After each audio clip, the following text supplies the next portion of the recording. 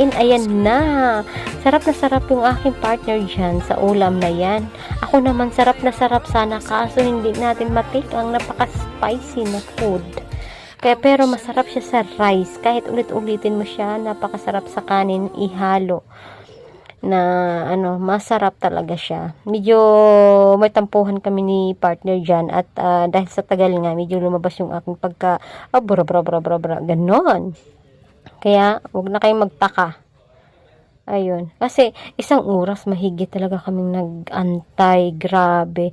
Sana umuwi na lang kami sa bahay. Nagsahain ng 30 minutes. Tapos nakapag-prito na tuloy kami kahit anong pagkain sa loob ng bahay. Ayun na ang pagkain. Ayun na yung gay rice ba yan? Ayan. Hi Lolabs! We are now in Kalay. Yeah. This is a Kalay special nidhi kori. It's a Kerala traditional food for the nidhi kori. Kunjang kori special.